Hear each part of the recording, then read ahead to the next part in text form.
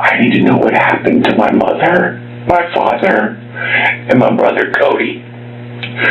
Because I wasn't there to fucking help. And that hurts me. Imagine an entire family coming together to rescue one of their own. They give everything, financially, morally, emotionally. But the thanks they receive? A bullet to the head, each one targeted, no escape. This is the chilling, twisted tale of the Amato family. The Amato family seemed to live the American dream. Chad, the father at 59, was a dedicated pharmacist known for his meticulousness and drive to ensure his family's success. His wife, Margaret, 61-year-old, balanced her role as a senior operations manager with her warm-hearted reputation around town. She was widely known for her kindness, most memorably for saving a violent, abandoned horse named Lady. Their family was rounded out by 3 sons. Jason, the eldest, was Margaret's son from a previous relationship, making him a half-brother to Cody and Grant.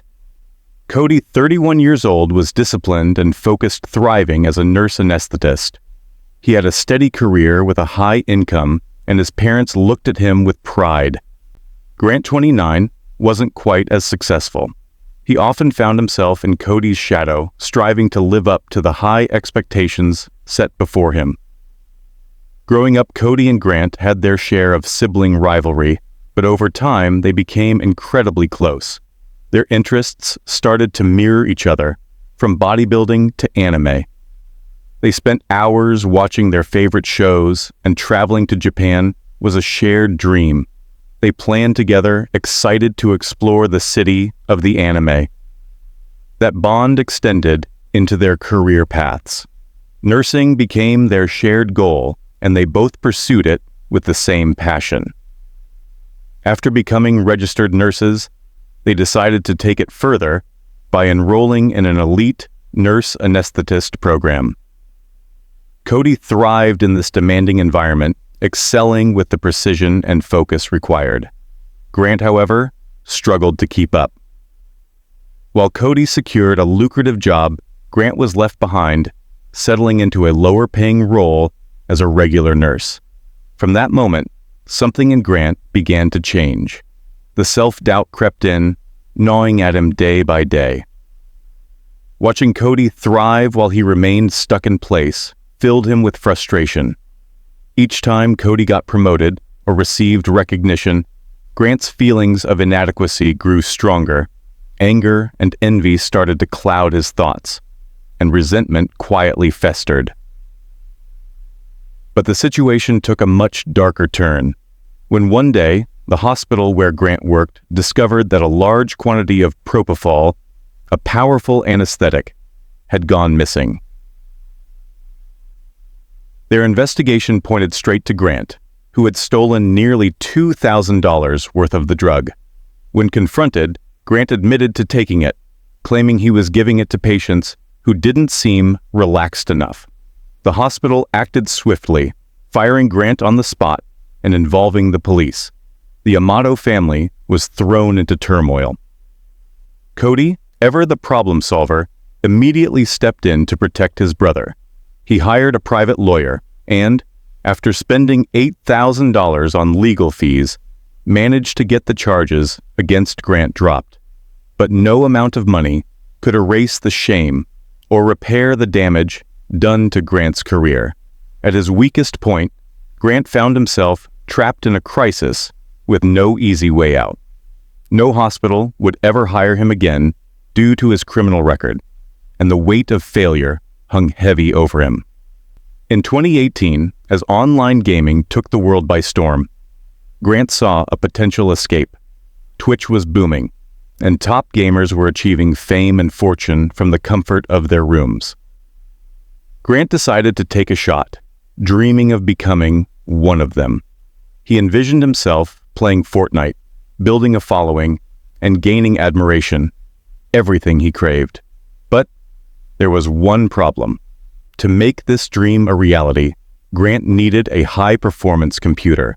He turned to his father, Chad, who didn't hesitate to give him the money he needed to start his dream project. What Grant failed to consider was that becoming a top gamer required talent. something he simply didn't have. He was average at best, and the gaming world didn't take notice. His Twitch account remained a quiet corner of the internet, and the fame he longed for never came. Frustrated and ashamed, Grant kept this failure hidden from his family, but the pressure to succeed pushed him into darker corners of the internet. One day, in a moment of despair, he stumbled upon Camfree, a site for adult broadcasts, where models could make up to $100,000 a month. It was an entirely different world, and in it, Grant could be whoever he wanted. That's where he met Sylvia, a Bulgarian model with thousands of devoted followers. She captivated him instantly. Her flirtatious words made him feel noticed, important, even loved. Hungry for validation, Grant began showering her with gifts during every live show, drowning in a need for her attention. Sylvia quickly recognized Grant as a lucrative client. She reeled him in further, with private calls and sweet words, each interaction costing Grant about $6,000 in tokens. It didn't take long before he was hooked, completely under her spell. Grant, now living in a fantasy, presented himself as a wealthy, famous online gamer, driving a luxurious BMW. In his mind, Sylvia wasn't just a model. She was someone who genuinely cared about him. The obsession spiraled, and before long, Grant had spent over $200,000 just to keep talking to her, maintaining the illusion he created for himself. It's kind of pricey. Yeah. 90 tokens and $5,000 for how many tokens? No, it's $600 for 5,000. For 5,000. Yeah. Okay. So how much do you think you spent on this? Probably close to like $200,000, I'd say. $200,000? Yeah. And where'd the money come from? Money came from me, my brother, and then my dad. Did they know where the money was going to? They didn't know that it was going to a cam model. What did you I think? was saying that it was going towards my Twitch streaming, like advertising, like putting my name. Chad and Margaret, unaware of the depths of his deceit, were horrified when they noticed the family's retirement savings disappearing. They confronted Grant. He lied. He told them the money was for promotional campaigns on Twitch, promising it was an investment that would soon pay off. Chad, heartbroken but still wanting to believe in his son, decided to work a few more years to rebuild what was lost. But the truth couldn't stay hidden forever. Eventually, Chad and Margaret discovered that every cent Grant had taken was funneled straight into Sylvia's account. Not into a Twitch career, but into the pockets of a model who never knew the real Grant at all. Chad, the once caring father, had reached his breaking point. His patience with Grant's lies and deceit had run out, and his strict paternal side took over. In a final attempt to set boundaries, Chad sent Grant to live with his aunt, hoping distance would help. But Grant, showing no remorse for his actions, quickly fell back into his destructive patterns. Desperate to talk to Sylvia, and with no other way to get money, he stole his aunt's credit card and spent another $2,000 on Sylvia. When his aunt discovered the theft, she threw him out and demanded Chad and Margaret pay her back immediately. Once again, Cody stepped in to clean up his brother's mess. He paid back their aunt, but the reality was sinking in.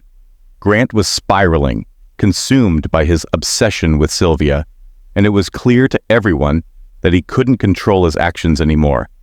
Cody, always trying to protect his brother, came up with a plan. He believed that getting Grant away from everything, the internet, the temptation, might help him. So Cody convinced Grant that it was time to finally take the trip they dreamed about for years.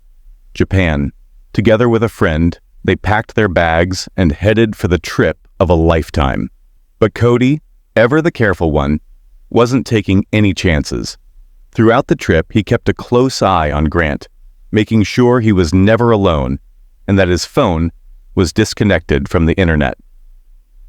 The brothers spent their days visiting anime stores and collecting memorabilia, all under Cody's watchful eye. One evening, after a long day exploring, The three returned to their hotel room.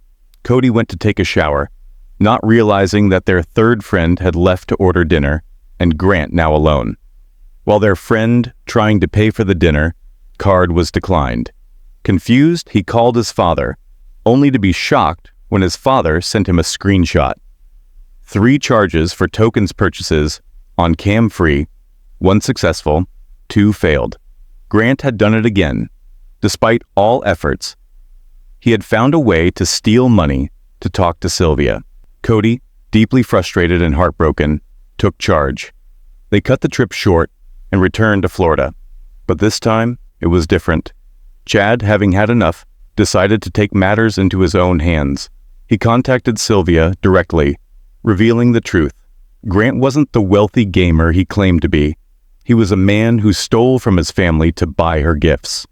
With no other options left, Chad and Margaret forced Grant into a rehabilitation center, enrolling him in a 60-day program designed to break his addiction to the site. Grant had no choice but to comply with his parents' demands. But as always, Grant found a way out. After just 11 days in rehab, he was released, the report stating he had received the necessary care. After spending $15,000 on Grant's rehabilitation, Chad had finally reached his limit. He decided to implement strict rules, ones that Grant would have no choice but to follow. He wrote them down on a piece of paper and sat face to face with his son, making it clear that this time there would be no room for negotiation. Based off of some of his choices, there were specific rules and regulations that my father had laid out for him. And give some example. I mean, I'm not asking to read the entire document. all right, so the first thing that was covered was living arrangements. You know, does he want to live at home, move out on his own, go to the military? It looks like my father pre-wrote this and then updated it with a different color pen, I'm assuming with discussion with Grant. So there are some markings and highlightations of things that were discussed and chosen. It looks like Grant chose to live at home. He understood that the family would not cover or pay any current remaining future debts, etc. Some rules are no post-midnight internet use, no more all-nighters online, limited TV, install a new AT&T modem. It says that he terminated his current phone and set him up with a new phone that I guess didn't have data or the ability to go on the internet. Some responsibilities where he had to get a job. He had some debts that he had to take care of. No savings. He owed the family some money, owed the family an apology. Grant had to work to repay the money he'd wasted on Sylvia, whether by finding a job in the city or joining the army.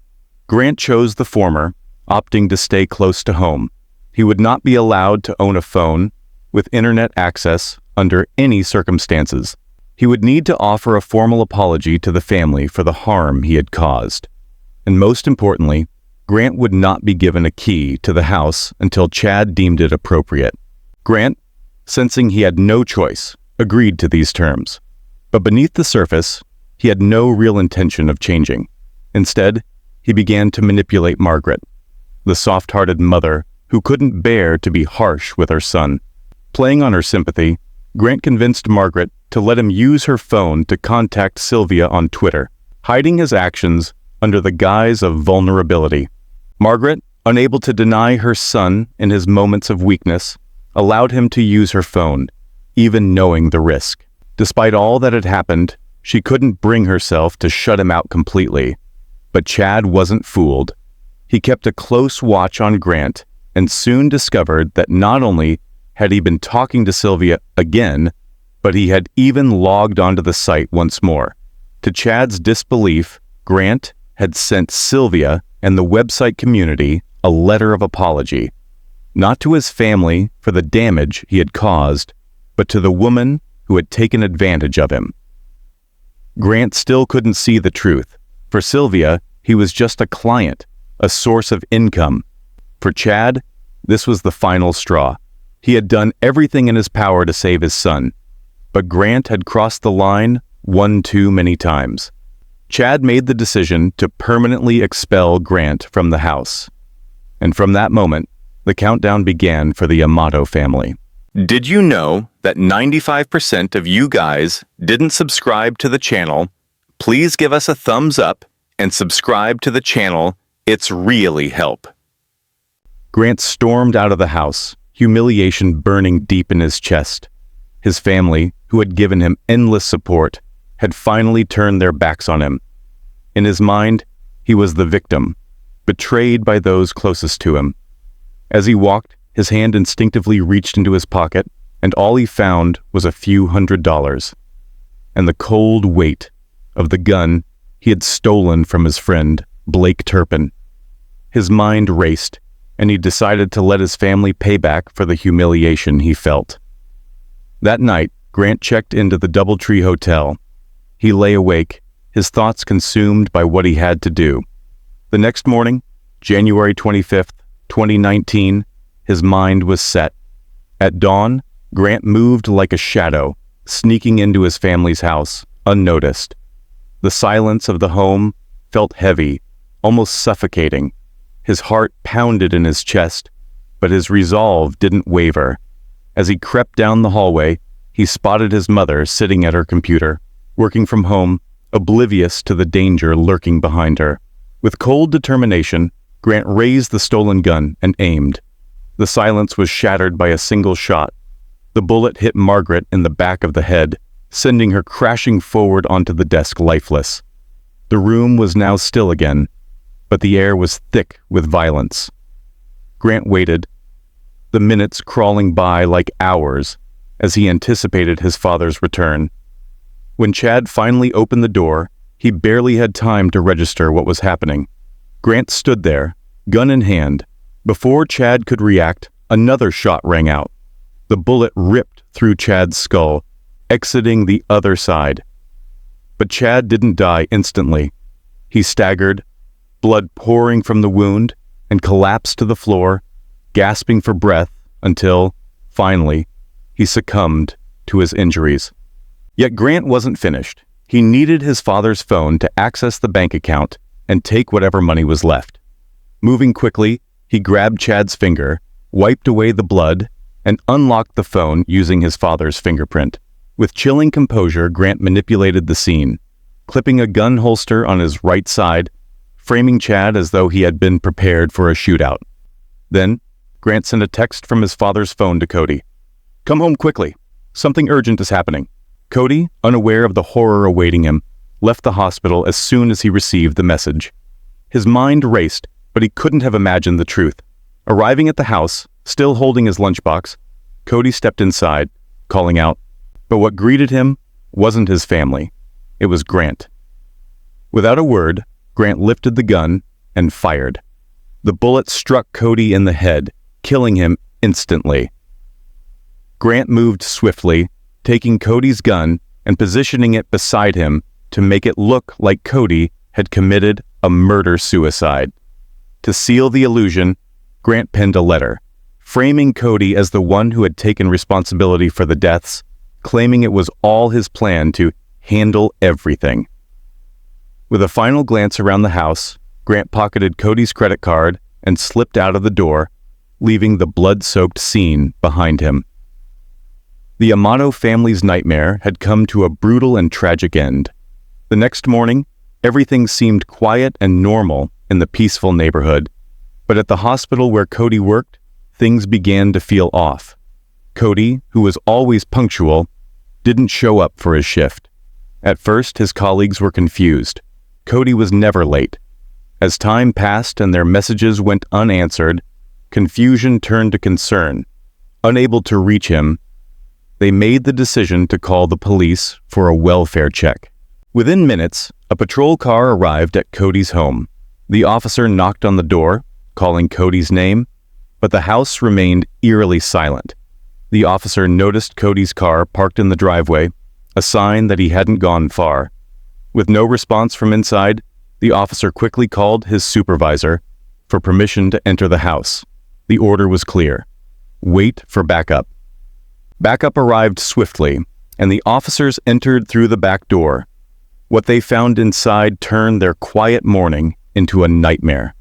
There, in the once warm and welcoming home, lay the lifeless bodies of Cody, Chad, and Margaret. The Amato home had become a crime scene, soaked in blood and tragedy. It didn't take long for investigators to turn their attention to Grant. Everyone knew he lived there, and his strained relationship with his family made him the prime suspect. The hunt for him began immediately. His movements were traced, and soon they found he had checked into a room at the DoubleTree Hotel. As Grant stepped out of the hotel to buy a bottle of water, he was greeted by a police officer waiting for him. Calmly, the officer asked Grant to come in for questioning. Without hesitation, Grant agreed. He didn't even ask why they wanted to talk to him. For over 2 hours, the interrogation unfolded. Oddly enough, the investigators never mentioned his family, never asked him about the murders. But the investigators had their suspicions, and they were sure Grant knew more than he was letting on. Back at the Amato home, forensic teams worked tirelessly. Empty bullet casings were collected, and the guns were carefully secured. Every detail was examined, and Jason, the eldest son, was quickly ruled out as a suspect after providing a solid alibi. As the investigators pieced together the evidence, they uncovered a troubling history of conflict between Grant and his family. It didn't take long before they had enough to issue a search warrant. When the police returned to the hotel to arrest Grant, they found him almost expectant. Calmly, he went with them, showing no resistance. He even encouraged them to search his room, hinting that maybe they'd find something, like a gun. The officers searched the room thoroughly before taking Grant back into custody for further questioning. The calm demeanor he displayed only deepened the unsettling air surrounding the case. The investigation had taken a deadly turn, and soon all the pieces would fall into place. During the investigation, the detectives confronted Grant with the terrible consequences his obsession with Sylvia had caused for his family. To their surprise, Grant calmly admitted everything. He didn't deny a thing. However, he pointed out that his brother Cody had promised him that he would solve everything with their parents, whom Grant claimed Cody saw as overbearing and controlling. According to Grant, Cody had assured him that he would put an end to all the problems, once and for all. Grant subtly tried to reference the words he had written in the fake letter to strengthen his story, but the investigators weren't buying it. With each passing minute, they became more convinced that Grant was responsible for the murders, and yet, despite the mounting pressure, Grant remained unnervingly calm, never breaking down or confessing. In a last-ditch effort, the investigators tried a new tactic. That there was a shooting. Between whom? I don't know. Between Cody and my dad. And why would you think that? To protect me, or to help me, or to do something with me. She never held a gun. She didn't have a gun that night. Fact. He never fired a gun. Fact. He never fired a gun. Never did. This is the person, right here, Mom, who always stuck up for you. Something happened so bad that caused her death, your dad's death, and Cody. And I'll tell you just about how it happened. 1, 2, 3. Based on evidence. Based on evidence. I know he did not shoot your mom. I know he didn't shoot your dad. I know he didn't shoot himself. And I know from video surveillance camera in the neighborhood, nobody else came to that house. I know. I can account for everybody that went to the house. I know. So tell us what happened. I know it. Listen to me. Hey, I know. Video surveillance tells me everything that happened this night. I'm telling you. of people that you'd be surprised who in your neighborhood has video. And I know that there's only 4 people at this house during this time. 1, 2, 3, 4. They told Grant that the neighbor's security cameras had caught him sneaking into the house on the morning of the murders. Still, Grant didn't flinch. He coldly insisted that he hadn't gone to the house and didn't know anything about it. What the investigators didn't reveal was that they were facing an unusual problem with the crime scene evidence. The forensic report from the crime lab had highlighted 2 troubling issues. First, although the bullets that killed the family matched the caliber of the pistols found at the crime scene, neither of those pistols had actually been fired.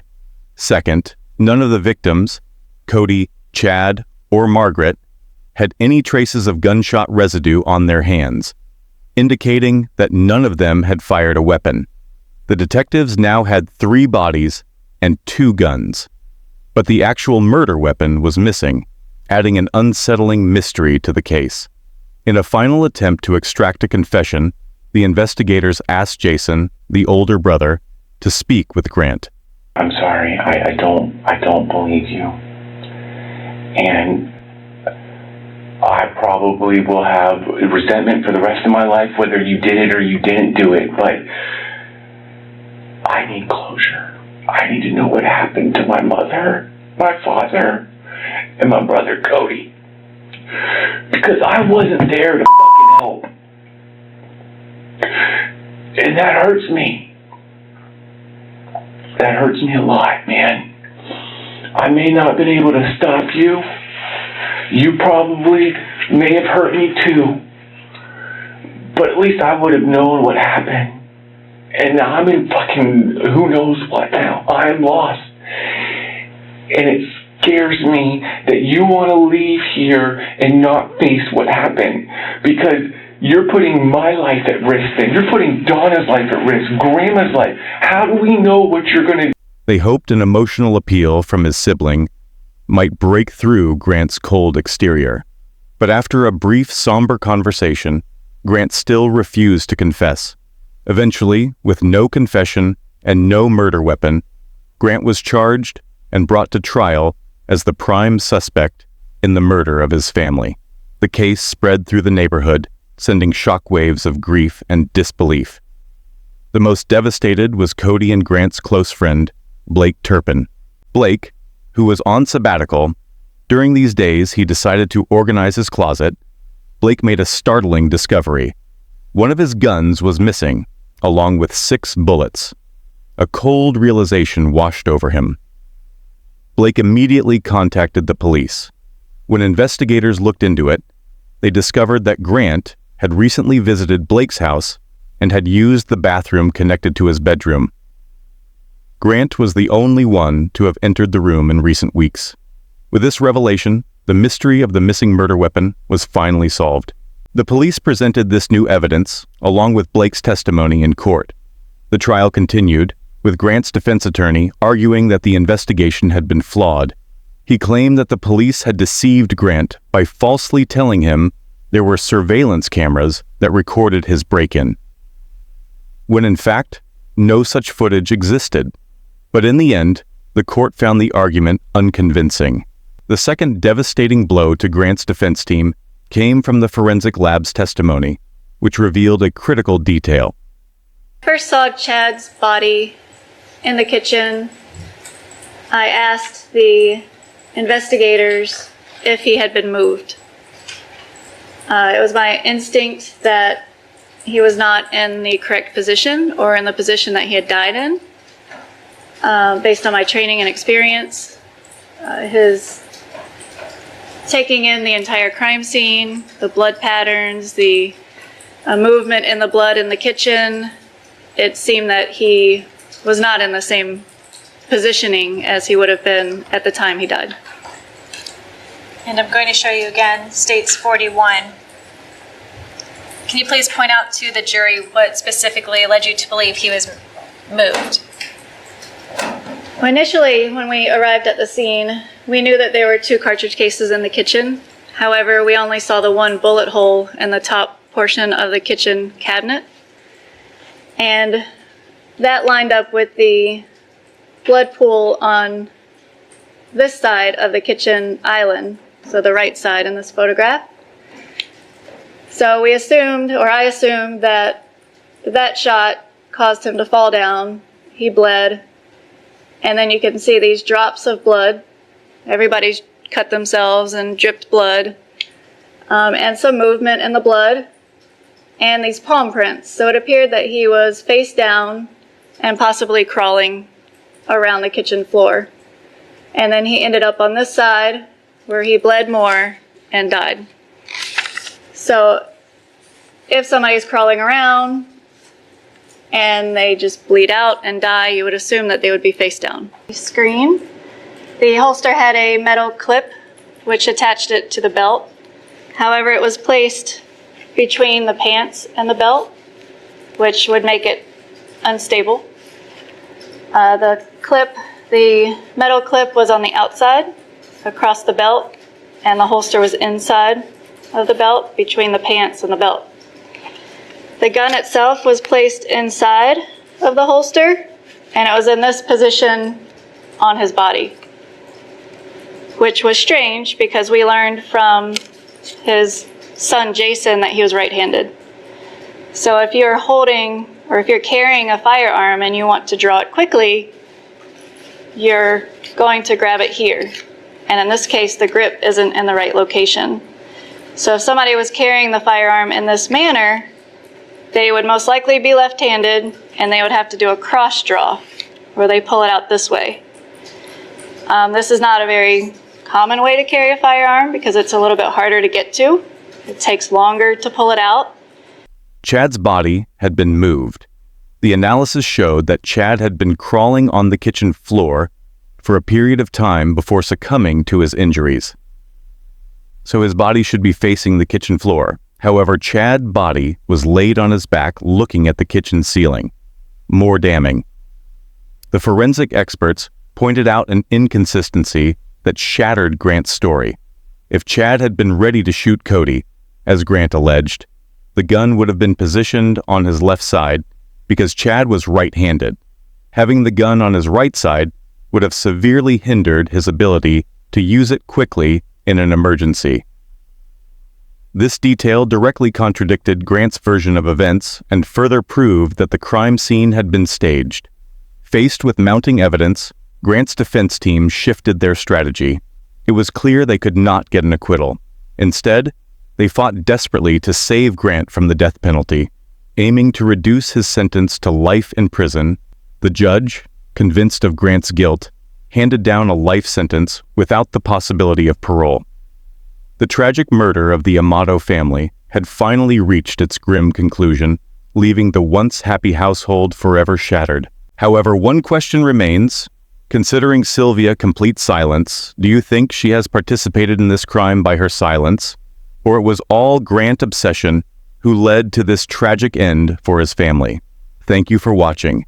If you enjoyed this video, don't forget to like and subscribe for more true crime stories. See you in the next video.